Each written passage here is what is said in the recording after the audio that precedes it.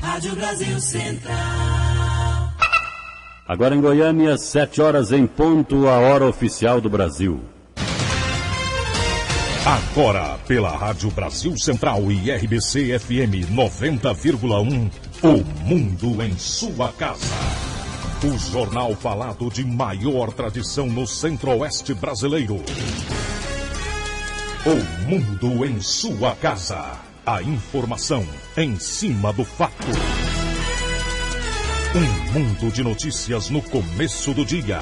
O Mundo em Sua Casa tem a marca da Rádio Brasil Central e da RBC FM 90,1. Hoje é sexta-feira, dia 13 de julho de 2012. Bom dia, você ouvinte. Bom dia, Écio Santana. Bom dia, Karine Pinheiro. Bom dia para você em todo o Brasil. O Mundo em Sua Casa. Tempo e temperatura. A previsão do tempo para hoje em Goiânia é de céu nublado. A temperatura máxima poderá chegar a 30 graus. E a umidade relativa do ar fica entre 95% e 35%. Agora aqui no Parque Santa Cruz, os termômetros assinalam 19 graus. 7:1. O Mundo em Sua Casa. Manchetes dos jornais brasileiros. O Globo, de caçado a caçador. Demóstenes já é procurador de novo, 24 horas após a cassação. Folha de São Paulo, com PIB em queda, Dilma desdenha do indicador. O estado de São Paulo, Banco Central aponta estagnação e Dilma minimiza PIB fraco. Correio Brasiliense, PM vai investigar vídeos violentos. Valor econômico, na Vale, 55 projetos esperam licença ambiental do IBAMA. Estado de Minas, o fim dos privilégios. Assembleia de Minas acaba com o 14º e 15º salários de deputados e com o pagamento de jetons pela participação dos parlamentares em sessões. Jornal do Comércio, Morros terão 30 milhões de reais para obras. 0 hora, Rio Grande do Sul, em alerta. Vírus da gripe A atinge vítimas fora de grupos de risco. Brasil Econômico, governo vai criar a Infraeropar para investimento em aeroportos. O Popular, antes de assumir, o Hilder já tem que se explicar. Diário da Manhã, Demóstenes se apresenta no Ministério Público. 7:3. O Mundo em Sua Casa. A política em Goiás. Pesquisas eleitorais já causam as primeiras polêmicas. A deputada estadual Isaura Lemos, do PCdoB, candidata à Prefeitura de Goiânia, entrou ontem com pedido de impugnação da pesquisa realizada pelo Instituto Serpes no Tribunal Regional Eleitoral. O nome da candidata não aparecia na lista dos candidatos no questionário oferecido aos entrevistados. Nós recebemos uma denúncia de que no bairro Caiçara, funcionários do CERN estavam passando com a lista dos candidatos, fazendo a pesquisa, sem o meu nome. Constatamos que a autorização do TRE constava, sim, autorização para uma pesquisa, mas não constava ali o meu nome. Então nós estamos entrando com a liminar, solicitando que seja cumprida a lei eleitoral, que estabelece isonomia para todos os candidatos e que ali estava sendo uma pesquisa fraudulenta. Diante do erro, o Instituto Serpes cancelou a pesquisa e começou outro levantamento. Um dos sócios do Instituto, o professor Antônio Lourenço Martinez, explicou que a nova pesquisa começou a ser feita. Ela vai até a próxima segunda-feira. O levantamento foi encomendado pelo jornal O Popular. 7:4. Demóstenes Torres, cassado pelo Senado na última quarta-feira, já tem o cargo restabelecido na 27ª Procuradoria do Ministério Público, que cuida da área criminal. O ex-senador esteve na tarde passada no prédio do órgão, ficou por lá há cerca de 30 minutos e encaminhou o pedido para retomar o cargo de procurador. Minutos depois, o nome de Demóstenes já era afixado na porta da Procuradoria. mas a assessoria de imprensa ainda não confirmou se ele retoma os trabalhos no órgão hoje ou no início da próxima semana. Demóstenes estava afastado do cargo de procurador de justiça desde 1999, quando aceitou o convite do governador Marconi Perillo, do PSDB, para ocupar o cargo de secretário de Segurança Pública de Goiás. Em seguida, foi eleito senador pela primeira vez em 2002 e reeleito em 2010. Com retorno ao Ministério Público, Demóstenes deve responder a processo disciplinar que será aberto pela Corregedoria. A Corregedoria quer analisar se Demóstenes cometeu falta funcional. E a perda do mandato de Demóstenes Torres foi assunto ontem na Câmara Municipal de Goiânia.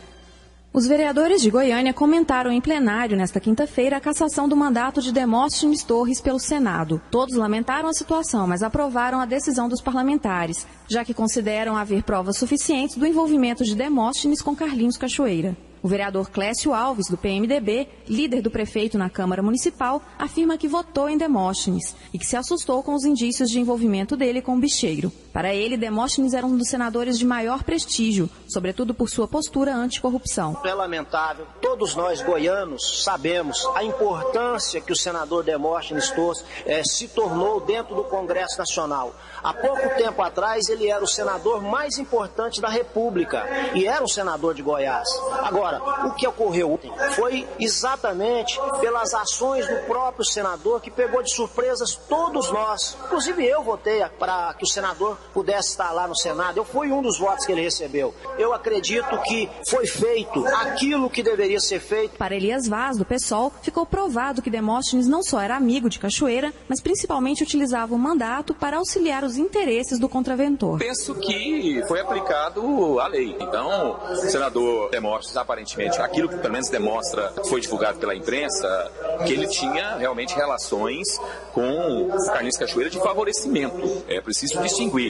Eu, particularmente, conheci o Carlinhos Cachoeira. Agora, nunca tive nenhuma atitude para favorecer os seus interesses. E que, aparentemente, o senador Demóstenes Torres tinha atitudes que favorecia, na verdade, o senhor Carlinhos Cachoeira. O vereador Giovanni Antônio, do PSDB, destacou a importância da cassação e de todo o escândalo envolvendo Demóstenes Torres e Carlinhos Cachoeira na campanha eleitoral deste ano. Houve reflexo sobre esse aspecto aí, tanto é que essa eleição ela difere de todas as outras. Em eleições passadas, a campanha já está em pleno vapor, mas todos os partidos, em virtude disso, deixaram para realizar suas convenções aos 45 do segundo tempo, que foi o último dia permitido, e com isso acabou provocando um atraso para a liberação do CNPJ e a abertura da conta-campanha. Os vereadores apontaram também as atitudes de cobrança de Demóstenes com relação à conduta de outros senadores como um fator determinante para sua cassação, aprovada por 56 colegas. Heloísa Amaral para o Sistema Brasil Central de Rádio.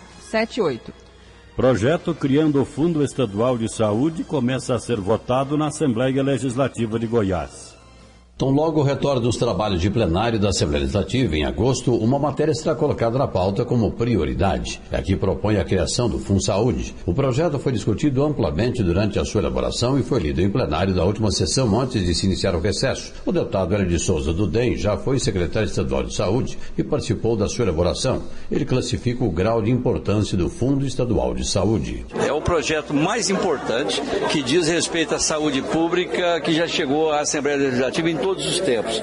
É um projeto que foi lido e que vai permitir que a gente possa ter condições de que 12% daquilo que é direito da saúde vai para um fundo já próprio, ou seja, o secretário de saúde terá condições de fazer o planejamento, sabendo a disponibilidade e com certeza tendo condições de buscar a melhor saúde pública para Goiás. Mas só ter o dinheiro não resolve. E junto com o projeto vem também condições para que aquele controle prévio que é exigido a todas as secretarias de Estado não aconteça com a saúde, ou seja, vem o Fundo de Saúde e vem a autonomia administrativa e financeira. E isso vai permitir que o secretário de Estado, que tanto trabalhou, Antônio Faleiro Filho, possa dar condições e com agilidade suprir todas as necessidades que nós temos em todos os hospitais públicos que pertencem ao Estado em Goiás. Com relação a polêmicas, quando na discussão da matéria, Hélio de Souza acredita que elas serão superadas. É uma polêmica, mas que eu tenho certeza que será superada.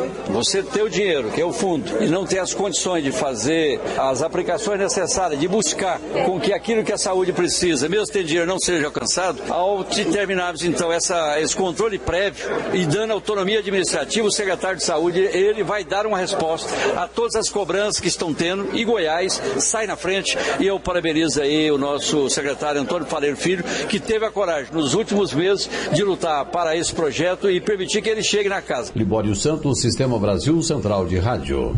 7h10. A Câmara de Goiânia aprovou em primeira votação um projeto de lei que aumenta os subsídios dos próprios vereadores, do prefeito, vice-prefeito e secretários municipais a partir de janeiro do ano que vem. Pela proposta, o salário do futuro prefeito passa para R$ 26.054, enquanto que o vice-prefeito será de R$ 19.540. Os secretários vão receber subsídio de R$ 15.031. Os vereadores também receberão o mesmo valor dos secretários municipais, ou seja, R$ 15.031 em 2013. Somente 3 vereadores se manifestaram contra o aumento, que chega a 35,5%. Foram Elias Vaz, do PSOL, Giovanni Antônio, do PSDB e Fábio Caixeta, do PMN. Segundo Elias Vaz, o justo seria que os vereadores tivessem o mesmo aumento que é dado aos servidores municipais. Nós temos que ter um critério que é o mesmo critério aplicado para os servidores. Então, o que eu entendo? Se o dinheiro que paga o vereador é o mesmo que paga o gari, que paga o médico, que paga o funcionário público de uma forma geral do município. Então, no meu entendimento, o mesmo índice que é aplicado para os servidores deve ser aplicado ao vereador. O presidente da Câmara, Irã Saraiva, do PMDB, afirma que o aumento é constitucional e só valerá para os vereadores da próxima legislatura, eleitos em outubro. São duas coisas que nós precisamos esclarecer, que são duas matérias que estão sendo votadas. A primeira é essa reposição de perdas salariais, que é que está sendo votada, que já é da Constituição e que atinge o mesmo que atingiu os servidores de maneira geral. Essa é uma matéria que está sendo votada, que foi aquela correção que nós fizemos, inclusive com o apoio do Tribunal de Contas da União ano passado, que vocês divulgaram. E há também agora que é a fixação do subsídio para a próxima legislatura. Quer dizer, os próximos vereadores, eu e a Casa, temos a responsabilidade de votar, porque eles não poderão votar alterando seus próprios subsídios. O projeto também exclui benefícios do presidente da Casa, que passa a receber o mesmo subsídio dos demais vereadores. O aumento passará por mais uma votação em plenário antes de seguir para o prefeito Paulo Garcia. Heloísa Amaral para o Sistema Brasil Central de Rádio. Ainda da Câmara vem a informação de que foi aprovada a instalação de uma comissão especial de inquérito para investigar os motivos de um vazamento de 7 mil litros de ácido sulfúrico de um dos tanques da empresa Cargill, na zona norte de Goiânia. A comissão, porém, só será instalada em agosto, com o término do recesso legislativo. Ela será composta de 7 membros a serem indicados pelos partidos. Terá 60 dias de prazo, prorrogáveis pelo mesmo período, para investigar e indiciar a autoria dos responsáveis pelo vazamento do ácido, bem como apurar se estão regulares as licenças ambientais e de uso do solo concedidas às empresas transportadoras sediadas naquela região. 7h13. O mundo em sua casa. Política nacional. Ontem, em Brasília, durante a Conferência Nacional dos Direitos da Criança e do Adolescente, a presidente Dilma Rousseff disse que não é com o Produto Interno Bruto que se deve medir uma nação. Aprovado o texto base da medida provisória do Código Florestal.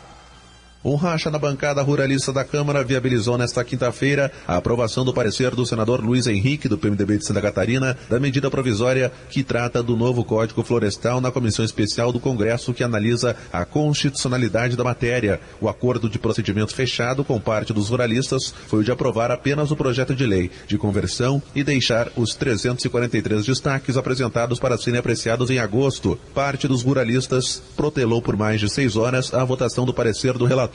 Sem votos suficientes, eles entraram em obstrução e o projeto de lei de conversão foi aprovado por 16 dos 20 deputados e senadores integrantes da comissão. O senador Jorge Viana, do PT do Acre, defendeu a MP editada pela presidente Dilma Rousseff. Ele ponderou que a elaboração do novo Código Florestal não deve se resumir a uma disputa sobre quem ganha e quem perde. Para Viana, praticamente todas as ações empreendidas pelos ruralistas prejudicam o meio ambiente. É estranho, porque agora a gente não está votando mais o texto do Senado ou da Câmara. Nós estamos apreciando uma medida provisória da presidenta Dilma, que fez a mediação em favor dos pequenos proprietários, de um texto equilibrado que saísse da Câmara e do Senado, aproximou a medida provisória do texto do Senado, que era do equilíbrio, e nada contenta. Para alguns, me parece que o interesse não é produtor, não é quem trabalha, nem quem cria. O interesse, de fato, é destruir a legislação ambiental brasileira. A medida editada pela presidente Dilma Rousseff exige a recomposição de pelo menos 20 metros nas margens dos rios, com até 10 metros para produtores com propriedades de tamanho entre 4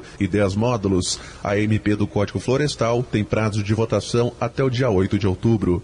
De Brasília, Ronaldo Berwanger. 7h15 em Goiânia. O mundo em sua casa. Se a sua empresa busca reconhecimento, anuncie em uma emissora de credibilidade. Rádio Brasil Central 1270, AM, ondas curtas e tropicais. A certeza de resultado. Qualidade com alcance em todo o território nacional.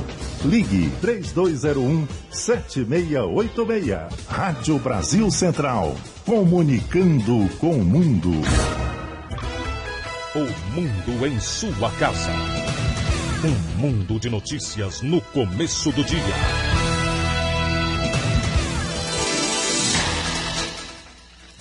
A Polícia Militar prendeu 2 homens suspeitos de assaltar um idoso que saía de um banco no Jardim Nova Esperança, em Goiânia. Avelino Freitas, de 77 anos, sacou R$7.000 e foi abordado por 2 rapazes que estavam em uma moto. Os homens fugiram levando todo o dinheiro, mas foram abordados por policiais militares quando entraram em uma rua bloqueada por uma ronda de rotina. Kelvin Jones Barros, 21 anos, tem passagem por tráfico de drogas e porte ilegal de arma de fogo. Já Marlon Renato de Macedo, também de 21 anos, é réu primário.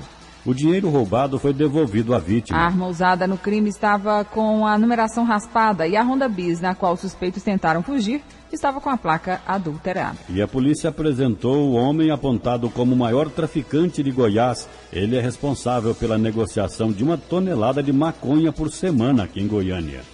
Considerado como o maior traficante de drogas de Goiás, Salvador Espíndola, de 25 anos, trocava carros roubados por 1 tonelada de maconha por semana em Goiânia. Agora preso, com ele os policiais apreenderam 32 veículos. Responsável pela prisão deste traficante, o delegado Edson Carneiro, da Furtos e Roubos, deu detalhes de como a quadrilha agia. O esquema dele era entrar em contato via telefone com o restante da quadrilha e, posteriormente, encomendava os carros que ele estava precisando. De posse desse carro, ele passava as drogas para esses elementos para ser trazido para Goiânia. Reeducandos do sistema prisional participavam das negociatas. Eram através de ligações, né? Através de contatos telefônicos, estavam fazendo contatos com o mundo aqui de fora e, posteriormente, encomendava os soldados dele da quadrilha para roubar os veículos encomendados já pelo Salvador e, posteriormente, indicava para quem seria adulterado os veículos e para onde deveria ser entregue. Em 2 operações, a guilhotina e a cadeia do crime, 80 pessoas foram presas, 39 tiveram os bens bloqueados. Os criminosos foram indiciados por 12 crimes,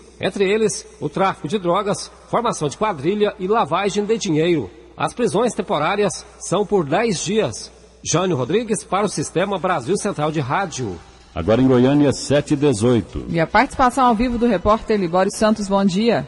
Muito bom dia ouvintes. Nas últimas 24 horas, nas rodovias goianas, 31 acidentes, 17 feridos e uma vítima fatal. O acidente mais grave foi um atropelamento de pedestre ontem por volta das 10 da noite. Aconteceu na BR-153, quilômetro 515, Aparecida de Goiânia, perímetro urbano. O veículo não foi identificado porque fugiu e a vítima fatal também não identificada. Um homem, mais ou menos 50 anos, sem documentação, aparentemente um andarilho. Libório Santos, Sistema Brasil Central de Rádio. O mundo em sua casa. Um mundo de notícias no começo do dia. A Polícia Rodoviária Federal apreendeu um carregamento com mais de 1.000 bolsas falsificadas. O motorista do caminhão foi detido na BR-060 no posto da Polícia Rodoviária em Guapó, a 38 quilômetros de Goiânia. Avaliada em R$50.000, a carga saiu do Mato Grosso e seguia para Brasília. São bolsas sofisticadas, bem parecidas com os originais de uma marca de bolsas francesas, mas eram fabricadas na China. Em Aparecida de Goiânia, região metropolitana de Goiânia, 4 pessoas foram detidas no setor Garavelo, tentando aplicar um golpe em um banco. Foram presos uma mulher de 44 anos que tentava sacar o dinheiro, um candidato a vereador de Aparecida de Goiânia, de 38 anos, que era o agenciador, que ia atrás de documentos originais para falsificá-los, um outro homem de 40 anos que pegava os documentos para falsificar, e um estudante de direito de 35 anos que falsificava os documentos. O caso foi encaminhado à Polícia Federal. 7h20. Bloqueadores de celulares já estão prontos para serem instalados no complexo prisional de Aparecida de Goiânia. De acordo com o presidente da Agência Goiana do Sistema Prisional, Edemundo Dias, os bloqueadores de celulares serão instalados em breve no complexo. Além disso, a AGCEP vai investir na instalação de mais câmeras de segurança e de portas de metal. As medidas ocorrem depois da operação da Polícia Civil e Ministério Público, que desarticulou uma quadrilha de roubo de carros que era comandada de dentro do presídio. Edemundo Dias informou que o bloqueio será feito em toda a área do complexo. Ele bloqueia toda uma área, né? Então toda aquela área do complexo prisional, principalmente o núcleo de custódia, a penitenciária do Guimarães e a casa de prisão provisória, que abriga aí mais de 3 mil presos, só essas duas unidades, abriga aí cerca de 3.200, 3.400 presos, vão estar bloqueados. O presidente da AGCEP, Edemundo Dias, acrescentou que para desarticular a quadrilha, os acusados serão isolados ou transferidos para outros presídios. A partir de agora, além das providências de aprimoramento da questão da segurança, com novas tecnologias, inclusive a utilização dos bloqueadores, nós estaremos isolando esses presos. Eles vão ser isolados, identificados agora, isolados, e estamos estudando a possibilidade de alguns até serem transferidos para a Presídio Federal.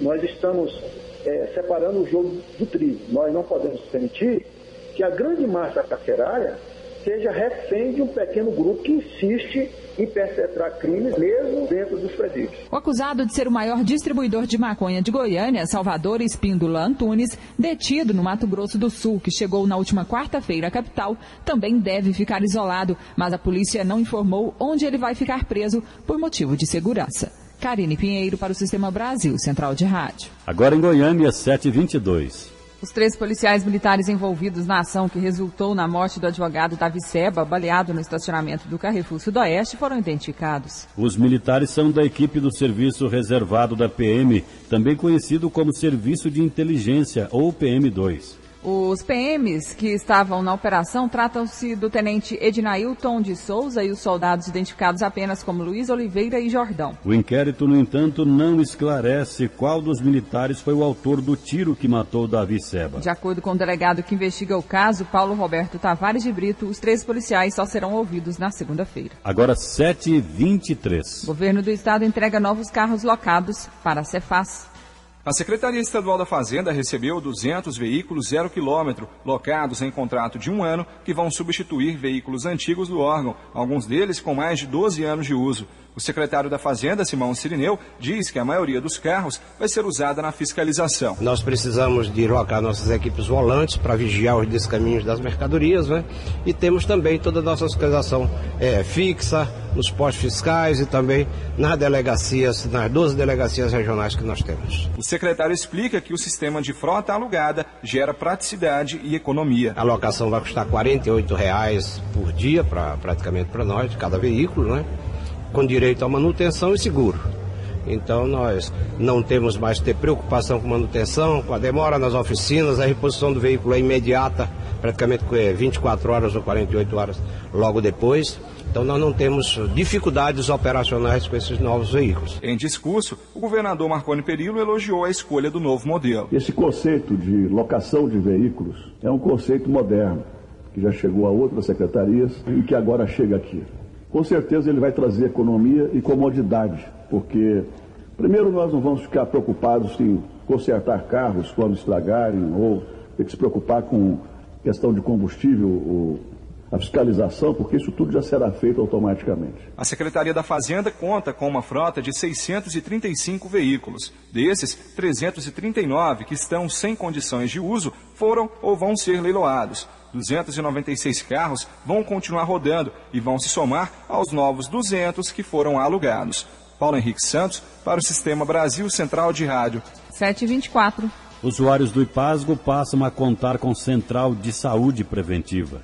Localizada na Rua 84, próximo da Praça Cívica, a nova Central de Saúde Preventiva do IPASGO conta com 4 consultórios odontológicos para uso do programa de prevenção oral, um auditório onde acontecerão as oficinas em grupos para os programas IPASGO sem tabaco, outros destinados à hipertensão, obesidade, oncologia e gestantes. O presidente do IPASGO, Sebastião Ferro, disse que para conseguir atendimento a partir de agosto, o usuário do IPASGO poderá procurar diretamente a própria central. O usuário do IPASGO que tenha pressão alta, que tenha diabetes, ele pode procurar o centro de prevenção, que ele vai ser muito bem orientado na sua alimentação, no seu cuidado de vida do dia a dia. E com isso ele vai ter uma vida melhor, uma vida de maior qualidade e ter a tranquilidade de não estar sofrendo aí um derrame amanhã. É uma guia normal. Essas guias às vezes vão ser emitidas aqui no próprio centro. O presidente do Conselho Regional de Medicina, Salomão Rodrigues, deu a opinião dele sobre o trabalho de prevenção. Nós pegamos o exemplo das operadoras de planos de saúde do Chile, por exemplo, que elas trabalham de uma forma exaustiva na prevenção, na vacinação, até na orientação das grávidas, né, sobre como trocar fralda, como cuidar do bebê, tudo em atividades que têm um valor na prevenção de doenças. Em discurso, o governador Marconi Perillo destacou a dívida paga do IPASGO no valor de R$500 milhões. Os prestadores de serviço já recebem em 60 dias depois de apresentada a fatura e a meta é de pagá-los em 45 dias. Quanto à transferência da direção do IPASGO para os servidores públicos, ela vai acontecer observando alguns critérios. O que nós queremos é entregar aos servidores, mas com a certeza de que aquele que for presidir o IPASGO terá o mesmo compromisso, a mesma seriedade, a mesma honestidade que tem hoje esta diretoria. Jânio Rodrigues para o Sistema Brasil Central de Rádio. Em Goiânia, 7h27. Termina hoje o prazo para solicitação de vagas para as séries semestrais da Rede Estadual de Educação. Para pleitear uma vaga na educação de jovens e adultos do ensino fundamental, o candidato deve ter o mínimo de 15 anos e para o ensino médio, 18 anos. Só podem estudar no período noturno do ensino médio ressignificado alunos com mais de 14 anos de idade. Também é pré-requisito para a solicitação ter ficado um ano fora da escola. 7h27. Representantes da Comissão Nacional da Verdade se reúnem com o Comitê Goiano da Verdade e Comissão dos Direitos Humanos da Assembleia Legislativa. A comissão formada por 7 integrantes tem a tarefa de reunir documentos, depoimentos relacionados às violações dos direitos humanos ocorridas no período entre 1946 e 1988, que inclui a ditadura militar. Segundo Hélio Cabral, presidente da Associação dos Anistiados de Goiás, o Estado é um dos que menos possuem documentos dessa época. Com a intervenção da Comissão Nacional da Verdade, ele acredita que será possível criar um dossiê mais completo. Que a Comissão da Verdade tem o poder de requisitar documentos. Então, tem muitas informações que a gente vai passar para a comissão, para ela dar dados para eles. Eles vão fazer convênio com a gente, com as universidades, com instituições. A Comissão Nacional da Verdade vai ouvir toda a sociedade, como tem feito em outros estados brasileiros por onde passou, e recolher também os depoimentos dos anistiados e ainda das famílias de desaparecidos políticos. Todo o levantamento, além de esclarecer fatos, ainda servirá de alerta para futuras gerações. Quem explica é o membro titular da comissão, Cláudio Fonteles. E nós vamos apresentar, e vocês têm todo o direito de nos cobrar, ao final disso, chegar para nós e dizer, escuta, cadê o relatório que a lei exige que o senhor fizesse? E cadê o que é importante? As recomendações.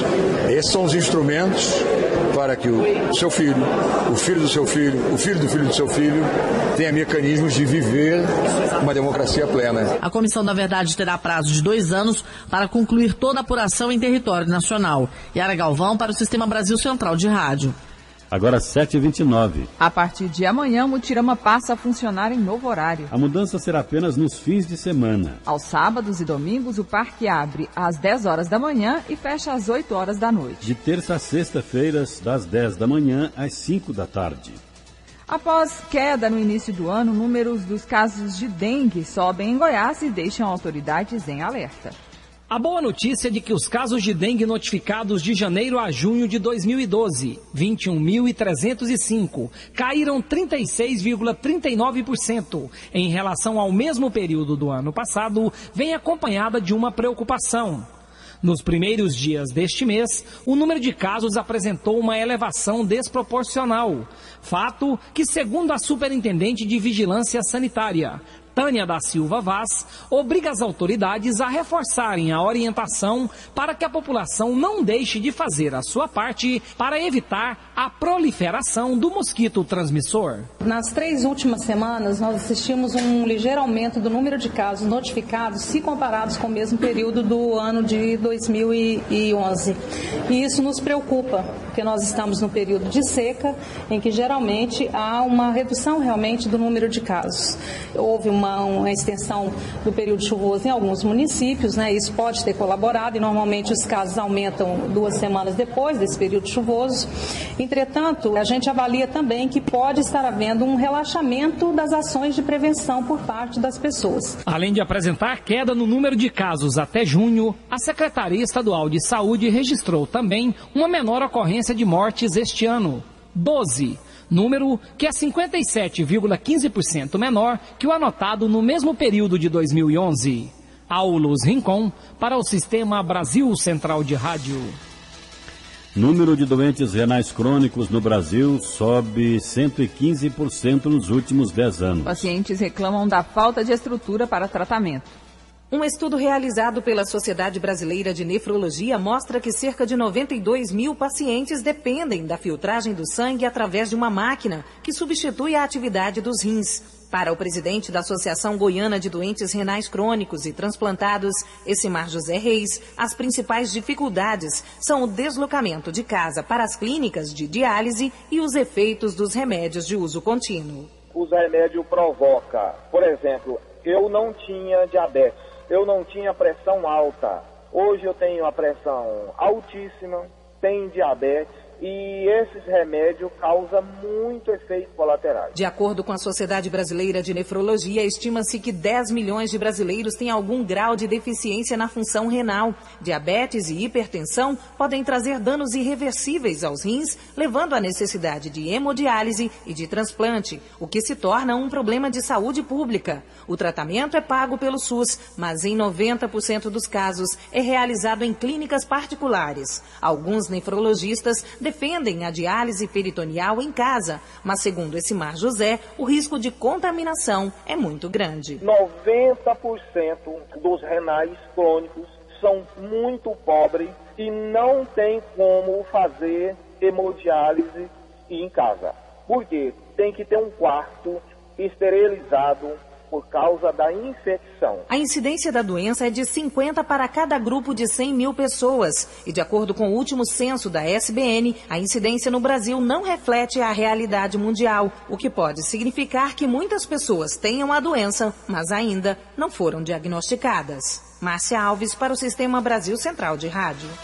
Agora 7h33 em Goiânia. A economia fraca e a inflação menor levaram o Banco Central a reduzir novamente o juro básico. No 8º corte seguido, a Selic caiu 0,5 ponto percentual para 8% ao ano, o menor patamar da série histórica iniciada em 1986. Entre economistas, prevalece o consenso de que a taxa cairá mais uma vez em agosto. Há, porém, divergência sobre os passos seguintes. Para uma parcela ainda minoritária do mercado financeiro, as vendas fracas no varejo reforçam a aposta que o movimento pode continuar até outubro. O economista Paulo Borges Campos está conosco e a gente vai conversar um pouco mais sobre economia. Olá, Paulo, bom dia. Olá, Écio, olá, Karine, olá, ouvintes do programa Mundo em Sua Casa. Qual que é o impacto que a redução dos juros representa na economia a curto prazo? Na verdade, o governo insiste em redução de taxas de juros, evidentemente, para enfrentar essa crise global, que reduz as expectativas, naturalmente os investimentos e como vocês falaram muito bem, as vendas. Essa é uma situação que preocupa, uma vez que quando a gente fala em redução de investimento, nós falamos também, cara, em redução do nível de emprego. Paulo, por que mesmo com a redução de juros e a oferta ampliada de crédito, o mercado tem sofrido redução no consumo? Na verdade, nós vivemos já praticamente há 10 anos uma ampliação significativa do crédito. E boa parte da parcela já vive problemas de pagamento de seus compromissos e, é claro, muito embora os juros continuam sendo reduzidos, as pessoas já não suportam ou não têm condição mais de endividamento. Isso, então, não traz o resultado esperado que o governo gostaria em relação a essa queda de juros. Em relação à taxa de inadimplência, 19% no primeiro semestre deste ano, é um dado preocupante para o restante do ano? Extremamente preocupante. Infelizmente, a redução das taxas de juros não vem acompanhada, assim como a oferta de crédito, não vem acompanhada por um forte programa de educação financeira. As pessoas precisam ter consciência que, na verdade, os seus gastos precisam estar identificados com as suas receitas, né? As pessoas não podem gastar mais do que têm, não podem ampliar o seu endividamento, porque o resultado é esse. Você falou, um aumento significativo da inadimplência, né? A falta de pagamento de seus compromissos. E o governo reduziu ainda mais a taxa de juros dos bancos oficiais e o segundo lote da restituição do imposto de renda atingiu o maior número de pessoas. São medidas que podem melhorar a expectativa do PIB até o fim do ano? Eu acredito que nós vamos ter no segundo semestre um resultado um pouco melhor. Normalmente o primeiro semestre da economia é um pouco pior, vamos chamar assim, do que o segundo. Já estamos vendo aí uma ampliação da demanda por investimentos produtivos, né, aumento no investimento no empréstimo do FINAME, da própria agricultura. Isso deve apresentar um cenário um pouco melhor no segundo semestre, mas ainda devemos crescer menos do que imaginávamos, né? Você tem previsões aí que aponta para 2% de crescimento, um país que, na verdade, deveria estar crescendo mais do que 5% ao ano para atender todas as nossas expectativas, todo o aumento populacional, enfim, todas as demandas que o país tem para a geração de emprego, para a geração de novos investimentos. Paulo, diante desse cenário, qualquer recomendação que você faz para o consumidor, para as pessoas, então, que pretendem gastar nesse segundo semestre, seja comprando um carro novo, seja já pensando nas compras de final de ano, qual é a recomendação que é feita ao consumidor brasileiro neste momento?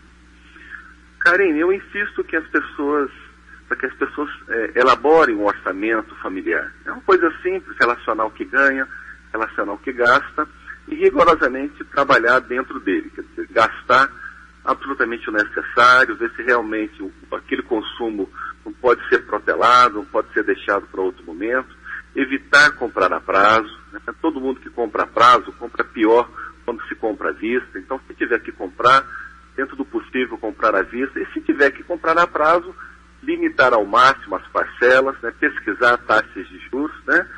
E eu acho que essas seriam medidas prudentes, né? Para que as pessoas possam, evidentemente, não ficarem sufocadas por dívidas, né? Por compromissos que elas não conseguem pagar. E os governos? Qual que será o comportamento dos governos? É preciso rever o modo de produção? O grande problema que nós temos no Brasil, e isso não é apenas do governo federal, mas também dos governos municipais, dos governos estaduais, é o descontrole das contas públicas. O Brasil, lamentavelmente, boa parte dos gastos públicos são gastos de custeio. São gastos que envolvem basicamente pagamento de salários. E uma parte importante desses gastos, que seriam investimentos, né, estradas, infraestrutura, lamentavelmente no Brasil, é uma parcela menor. Nós precisamos inverter essa relação, não ao ponto de achar que vamos gastar mais com investimento do que custeio, mas ampliarmos mais investimentos no Brasil. Hoje, o investimento brasileiro está em torno aí de 18% ao ano, ao passo que a China e a Índia é mais de 35%. Então, nós precisamos insistir nisso para que a economia tenha uma boa infraestrutura, como eu falei, boas estradas, um sistema modal de transporte que contemple toda a expansão da nossa produção, e aí sim, certamente, a gente vai conseguir ampliar mais a nossa capacidade produtiva com reflexos na expansão do PIB, na expansão da geração de emprego. Paulo Borges Campos Júnior, economista, obrigada pela sua participação aqui no Mundo em Sua Casa. Bom dia. Bom dia a você, bom dia aos ouvintes, então, do programa Mundo em Sua Casa, da Rádio Brasil Central. Agora em Goiânia são 7h40. E o Conselho Federal de Psicologia lança campanha para evitar o excesso do uso de medicamentos. O Conselho Federal de Psicologia lançou a campanha Não há Medicalização da Vida. Quem explica melhor o que isso significa é Marilene Proença, psicóloga e membro do Conselho. Um exemplo bem interessante é o da síndrome do pânico, né? Quer dizer, você tem hoje todo um contexto, né, de violência, um contexto de assalto nos centros urbanos, e aí as pessoas que são consideradas como aquelas que têm medo disso e que viveriam uma síndrome, que é a síndrome do pânico. E isso leva a tomar, muitas vezes, medicações pesadas, né, para que essa pessoa aguente, né, viver numa sociedade onde a violência está ao seu redor. A campanha vai começar com o debate sobre o tema da medicalização da educação nas escolas, que já pode ser considerado um problema de saúde pública no Brasil. Crianças e adolescentes estão sendo induzidos a usar medicamentos estimulantes para melhorar o desempenho escolar. O medicamento, né, nós não somos contrários à utilização de medicamentos, quer dizer, o medicamento para muitas doenças ele é necessário, e para muitos momentos de crise, muitas vezes, né, em que a pessoa está, o medicamento vai aliviar esse sintoma, mas o papel dele, na verdade, no caso da saúde mental, ele é apenas um paliativo. A campanha será ampliada em breve para outras temáticas. Paulo Henrique Santos, para o Sistema Brasil Central de Rádio. 7h41. Quem procurou pela vacina contra o H1N1 nos postos de saúde de Goiânia teve dificuldade para encontrá-la. Os números da doença preocupam a Prefeitura de Goiânia e mais uma mulher morreu nesta quinta-feira com suspeita da gripe. Neste ano, a Secretaria Municipal de Saúde confirmou 9 casos da gripe H1N1 em Goiânia, sendo 4 deles em gestantes. 3 mortes pela doença foram confirmadas. Ontem, no SEAMS do Urias Magalhães, uma mulher morreu, Ana Cristina, de 45 anos, sob suspeita da doença. O fato dela ter passado os últimos dias em São Miguel do Araguaia abriu outras possibilidades de contaminação, segundo a diretora de Vigilância em Saúde, Flúvia Amorim. Na verdade, a H1N1 é uma das suspeitas da causa da morte. Então, considerando o quadro clínico, os sintomas apresentados pela paciente e o local onde ela esteve nos últimos 15 dias, foram levantadas as hipóteses de hantavirose, dengue e H1N1. Os cuidados básicos devem ser observados pela população, como lavar as mãos constantemente, suar o nariz apenas utilizando lenços. A preocupação para a diretora de Vigilância em Saúde, Flúvia Amorim, é pelo fato de que a vacina acabou nos postos de saúde de Goiânia. Quando findou a campanha de vacina, né, quando encerraram as vacinas e alcançamos a meta mínima, nós liberamos para a população, né, para os demais grupos e continuou liberado para as pessoas que ainda não tinham se vacinado, dos grupos também elegíveis. Hoje a informação que eu tive é que nós não temos mais doses de vacina, ela acabou. Então as doses que foram disponibilizadas nas unidades de saúde acabaram. E nós fizemos a solicitação para a Secretaria do Estado para ter a possibilidade de nos enviar mais vacinas. Estamos aguardando a resposta do Estado. Em Goiás, a gripe H1N1 fez 21 vítimas, com 7 mortes. Jânio Rodrigues para o Sistema Brasil Central de Rádio. 7h43. A seguir, as notícias do esporte com José Calazans. O mundo em sua casa. O jornal falado de maior tradição no Centro-Oeste brasileiro.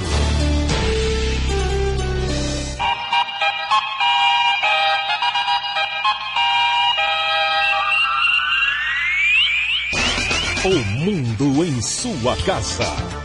Esporte. Bom dia, a equipe sub-20 do Goiás se classificou nesta quinta-feira para a fase semifinal da primeira divisão da Taça Brasil de Futsal. O torneio está sendo disputado na Ceilândia, Distrito Federal. O time alviverde conseguiu a vaga ao vencer o Juazeiro da Bahia por 3-1. Goiás tem 9 pontos, mesmo número do Peixe de Brasília, seu adversário de hoje à noite. As duas equipes estão empatadas na liderança do Grupo 2. As partidas da fase semifinal começam amanhã. Na Série B, voltando ao futebol, o Goiás busca a aproximação do G4, mas precisa vencer o América Mineiro hoje no Serra Dourada. O presidente do Goiás, João Bosco Luz, considera o jogo dessa sexta-feira, 9h no Serra Dourada, diante do América Mineiro, o mais importante até agora da competição para o Goiás. Na 9ª posição, com 13 pontos ganhos, o Goiás está distante da faixa de classificação para a Série A do futebol brasileiro. O 4º colocado, América de Natal, está a 6 pontos à frente do Goiás. O líder, Criciúma, a 12 pontos, bem à frente do Goiás na classificação. Como o time não vence nas últimas 2 rodadas, contra Guaratinguetá em casa e Bragantino fora, 2 empates, a pressão para cima dos jogadores e técnico Anderson Moreira é muito grande. Caso o time não vença nessa sexta-feira, possivelmente a diretoria vai tomar algum tipo de atitude, até mesmo demitindo o técnico Anderson Moreira. Para este jogo, as novidades, o goleiro Arley, Hernando, que volta à zaga, e Thiago Mendes retornando também ao meio-campo. Vinícius Silva para o Sistema Brasil Central de Rádio. Além de Goiás e América Mineiro no Serra Dourada, a 10ª rodada do Brasileiro da Série B tem outra partida programada para hoje à noite. Em Ipatinga, o Ipatinga recebe o Grêmio Barueri, 7h45. O atacante Miralles, de 28 anos, foi apresentado pelo Santos no CT Rei Pelé nesta quinta-feira. Ele que fez parte da negociação que levou o Meelano para o Grêmio, seu último clube, assinou contrato até dezembro de 2014. Jairo muda o esquema tático e promove 2 mudanças no time do Atlético. O técnico Jair Araújo comandou o treinamento coletivo ao final da tarde de ontem, dando mostras de um time para o jogo de domingo contra o Vasco, 6h30 da noite, pelo Campeonato Brasileiro, no Rio de Janeiro. O time testado pelo técnico Jair Araújo, com 2 mudanças em relação ao Atlético, que perdeu para o Náutico. Marcos retornando na lateral direita, Gilson na zaga, Paulo Henrique e Gustavo saíram da zaga atleticana. O time deverá entrar em campo com Márcio, Marcos, Gilson, Gabriel, Heron, Pituca, Marino, Bida, Joilson, no ataque Wesley e Felipe. Eric Maravilha, para o Sistema Brasil Central de Rádio. O Corinthians confirmou que chegou a um acordo para a contratação do atacante Paulo Guerreiro. Jogador peruano passará por exames médicos nesta sexta-feira e, se não houver nenhum problema, será anunciado como o primeiro reforço da equipe após a conquista da Libertadores. O Corinthians desembolsará cerca de 7,5 milhões de reais para ter o jogador que pertence ao Hamburgo da Alemanha. 7h47, Vila Nova não terá 2 titulares do meio-campo amanhã em Araras. O técnico interino do Vila Nova, Roberto Oliveira, só irá definir o time que entra em campo no sábado contra o Santo André no treino de hoje pela manhã. Diga-se de passagem, o último treino do Vila antes da 3ª rodada da Série C do Campeonato Brasileiro.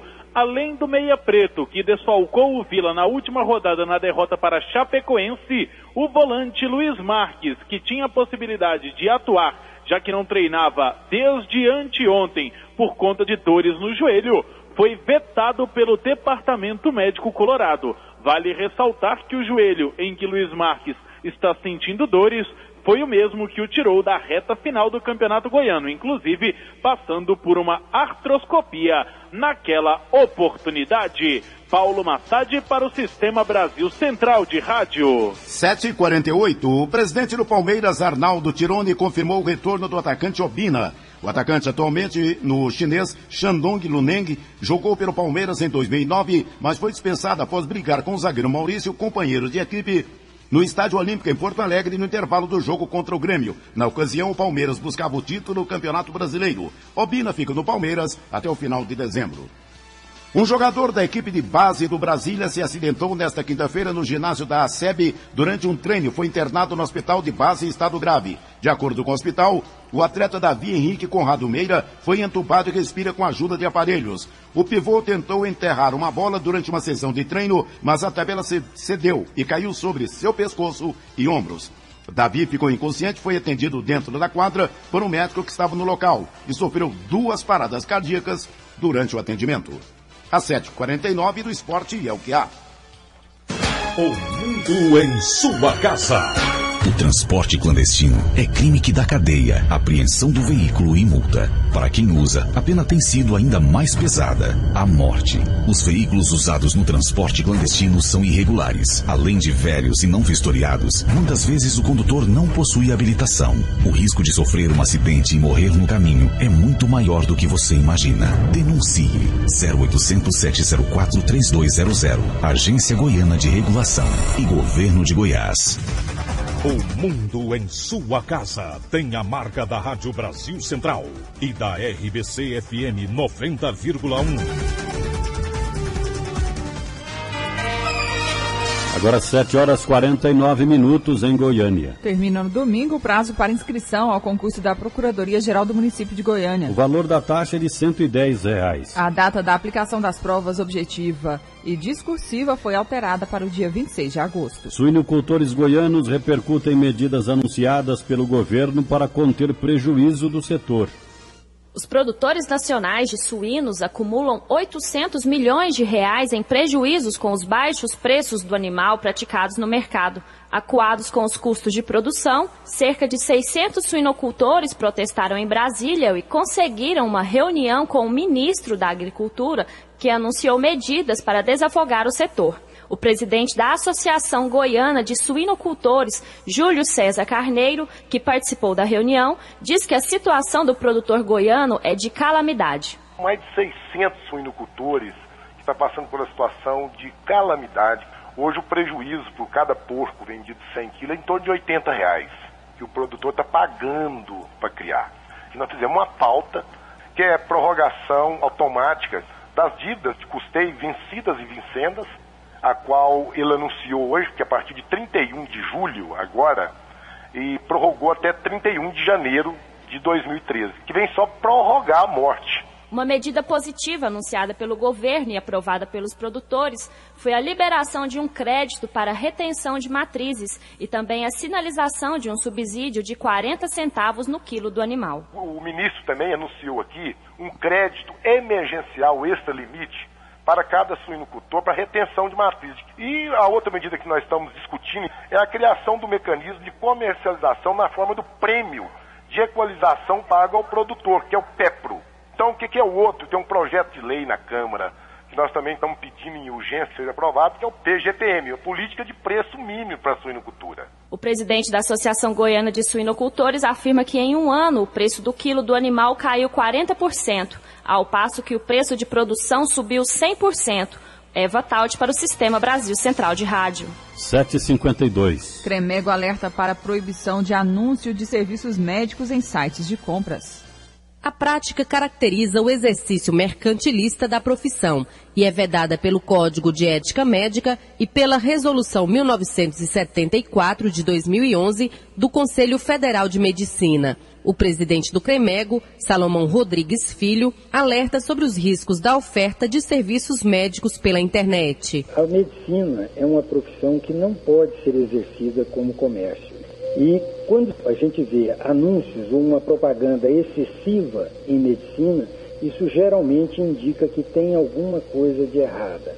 E a oferta, através dos sites de compra coletiva, ela sempre chega com descontos extraordinários, o que induz a pensar que o serviço já não tem qualidade ou que tem algum problema. Ou o serviço está buscando um caminho equivocado, antiético, de divulgar o seu trabalho. O presidente do Cremego, Salomão Rodrigues Filho, explica quais podem ser as punições para profissionais que não seguirem as determinações do Código de Ética e do Conselho Regional de Medicina. Inicialmente, o Conselho está orientando a esses profissionais através de notas, textos no nosso site, de boletins encaminhados aos médicos e de uma divulgação para a sociedade, mas é importante que a sociedade entenda que essa é uma prática que denota uma atitude antiética do médico. Denúncias de oferta irregular de serviços médicos podem ser feitas para o telefone 3250-4900. Patrícia Almeida para o Sistema Brasil Central de Rádio. 7h53. Controladoria Geral do Estado de Goiás iniciou uma auditoria na folha de pagamento do Poder Executivo. O objetivo é verificar se o aumento salarial dos servidores está de acordo com a legislação vigente. Serão verificadas todas as variações de 20% dos vencimentos dos servidores por item salarial. Esse tipo de auditoria será permanente. Procon de Goiás alerta a consumidores que estão sendo induzidos pelos comerciantes na venda casada de produtos. Normalmente, os clientes que fazem contrato de financiamento são induzidos pelo banco a fechar um seguro de vida. Em lojas de eletrodomésticos, por exemplo, são as garantias estendidas. Os vendedores são treinados a induzir os compradores, que muitas vezes só percebem depois que não eram obrigados a contratar um serviço na compra de um produto. Prova disso é o aumento de 30% no número de reclamações referente ao primeiro semestre do ano passado. Foram mais de 200 reclamações nos 6 primeiros meses de 2012. Quem dá mais detalhes é a assessora-geral Rosana Nunes. Normalmente o consumidor ele é induzido a adquirir um outro produto ou serviço que não era a pretensão dele. E ao perceber isso, ele vem ao Procon Procon Goiás e registra a reclamação. A assessora-geral do Procon é clara: empresas que induzem o consumidor na venda casada podem ser punidas. O consumidor tem o direito de escolha, então ele vai escolher aquilo que ele quer adquirir e é proibido pelo Código de Defesa do Consumidor a vinculação a outro produto ou a outro serviço. A empresa pode ser multada pelo Procon Goiás porque é uma prática abusiva prevista no Código de Defesa do Consumidor. Só para ter uma ideia do que é a venda casada, Rosane Nunes explica. Os cinemas obrigam a compra de alimentação da mesma rede e proíbe a entrada dos clientes com alimentos de outras lojas, o que, segundo o Procon, é proibido. O consumidor pode denunciar a prática abusiva ao Procon pelo Disque Denúncia, que é o 151, ou se dirigir na Delegacia do Consumidor. Yara Galvão para o Sistema Brasil Central de Rádio. 7h56. CAIS se tornam unidades de pronto atendimento e passam por ampliação estrutural. O objetivo é aumentar a oferta de vagas e o serviço de emergência em Goiânia. Até o final do ano, a Prefeitura vai ampliar 6 centros de atendimento integral à saúde, CAIS, que vão se tornar unidades de pronto atendimento, UPA 24 horas. De acordo com a diretora de atendimento da Secretaria Municipal de Saúde, Patrícia Antunes, a meta é desafogar os atendimentos nas emergências e ampliar a assistência especializada. Essa mudança é uma proposta do Ministério da Saúde, na Política Nacional de Atenção às Urgências, e então o Ministério da Saúde faz agora uma incrementação no pré-hospitalar fixo, como ele já fez no pré-hospitalar móvel, que é do SAMU. Agora o pré-hospitalar fixo passa a ter essa denominação de unidade de pronto atendimento e compõe toda a política de atenção às urgências. É para beneficiar o público e a gente ampliar nossa capacidade de atendimento. De acordo com a diretora de atendimento da Secretaria Municipal de Saúde, Patrícia Antunes, para a ampliação dos CAIS, vão ser investidos recursos do Programa de Aceleração do Crescimento do Governo Federal, no valor de 4,8 milhões de reais. Para ampliação estrutural dessas unidades. Essa é só a parte de estrutura. Além da ampliação de estrutura, nós também receberemos uma ajuda de custeio, no valor de R$100 mil mensal por unidade. Em Goiânia, vão fazer parte do programa os CAIS do Jardim América, Novo Horizonte, Chácara do Governador, Jardim Novo Mundo, Jardim Guanabara e Campinas. Patrícia Almeida para o Sistema Brasil Central de Rádio. 7h57. A Petrobras vai reajustar em 6% o preço de venda do diesel nas refinarias a partir de 16 de julho. O preço do diesel, sobre o qual incide o reajuste anunciado, não inclui tributos federais como PIS, COFINS e CID e o tributo estadual ICMS. Estima-se que esse reajuste venha a representar um aumento aproximado de 4% sobre o preço final do combustível ao consumidor. O Banco Central divulgou ontem número considerado espécie de prévia do Produto Interno Bruto. O PIB é a soma de todas as riquezas produzidas pelo país. O chamado índice do Banco Central mostra que a atividade econômica no Brasil teve uma pequena queda em maio. No acumulado do ano, houve crescimento de 0,4%. A previsão do banco é de que o PIB cresça 2,5% em 2012. A arrecadação de impostos pode bater novo recorde em 2012. No centro de São Paulo, o impostômetro já superou 800 bilhões de reais em impostos arrecadados. A marca chegou 11 dias mais cedo que no ano passado e o Leão contribui muito para isso. O empresário Abílio Diniz, que perdeu o controle do Pão de Açúcar para o grupo Cassino, disse no Twitter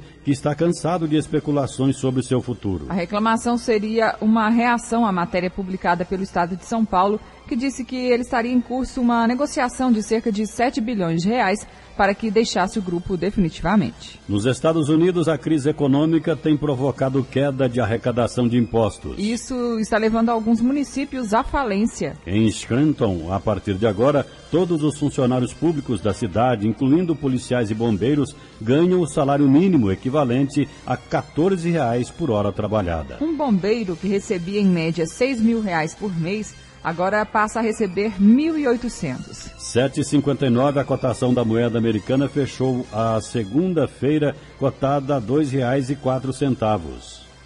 7,59. A Polícia Federal apreendeu cerca de R$ 700 mil em notas falsas em Curitiba. Um casal foi preso no local onde as cédulas eram armazenadas após monitoramento efetuado pela investigação. De acordo com a Polícia Federal, esta é a maior apreensão de notas falsificadas já feitas no Brasil. E a expectativa é de que mais prisões sejam realizadas nos próximos dias. De acordo com a Polícia Federal, o dinheiro era vendido na base de R$20 em dinheiro falso para R$1 de verdadeiro. Foram apreendidas 28 mil cédulas, a maioria de R$50 e R$20 e apenas 6 notas de R$100. Um destaque internacional. Na Irlanda do Norte, jovens católicos atacaram a polícia na revolta contra a marcha anual dos protestantes. A Marcha da Ordem de Orange, em Belfast, comemora a vitória dos protestantes contra o rei católico Jaime II no século XVII e sempre acaba em confusão. Os católicos querem a união das duas Irlandas. 8h em Goiânia, está terminando a edição de hoje de O Mundo em Sua Casa, que teve a apresentação de Écio Santana e Karine Pinheiro. Redação e edição, Ada Mendes, Antônio Correia, Marcelo Cabral. Direção de estúdio, Luzeni Gomes. Chefes de reportagens, Ione Chagas e Almir Costa. Operação de áudio, Otair José. Central técnica, Frederico Pita. Gerência do sistema de rádio, Sueide Barbosa. Direção de tele e radiodifusão, Abadia Lima. O Mundo em Sua Casa volta amanhã, às 7h. Bom dia, Karine. Bom dia, até amanhã. Este foi, pela Rádio Brasil Central e RBC FM 90,1, O Mundo em Sua Casa. O jornal falado de maior tradição no Centro-Oeste brasileiro. O Mundo em Sua Casa. A informação em cima do fato. Um mundo de notícias no começo do dia. O Mundo em Sua Casa voltará sempre com a marca da Rádio Brasil Central e da RBC FM 90,1.